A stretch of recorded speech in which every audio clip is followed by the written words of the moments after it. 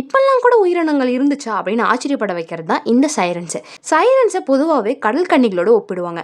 ஆனால் Greek mythology படி சைரன்களுக்கு பாதி மனித உருவமும் பாதி பறவையோட உருவமும் இருந்ததா சொல்லப்படுது. நாளடைவில் இந்த சைரன்களுக்கு மக்கள் மீன் போன கால்களை வச்சு கதைகள் சொல்ல ஆரம்பிச்சிட்டாங்க.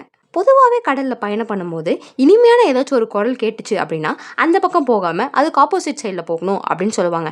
அதுக்கு காரணம் என்னென்னா, இந்த சைரன்கள்லாம் தன்னோட இனிமையான குரலை வச்சு மனுஷங்களை ஈர்த்து அவங்கள சாப்பிட்றதா ஒரு கதை இருக்குது. அது மட்டும் இல்லாமல் சைரன்ஸ்லாம் கடல் பயணிகளை அழகில் மயக்கி கிட்ட வந்தோடனே தன்னோட உண்மையான கோரமான உருவத்தை காட்டி அவங்கள சாப்பிட்ரும் அப்படின்னு இருக்குது. ஆனால் உண்மையான கதை என்னென்னா, இந்த சைரன்கள்லாம் சபிக்கப்பட்ட உயிரினங்கள். தான் வாழ்க்கை ஃபுல்லாக கடலில் தனியாக இருக்கனால அந்த தனிமையை போக்க பாட்டு பாடும்.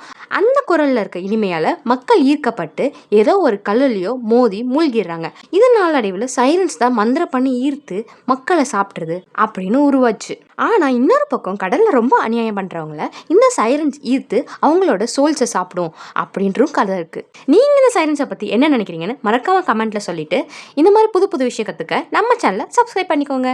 பாய்.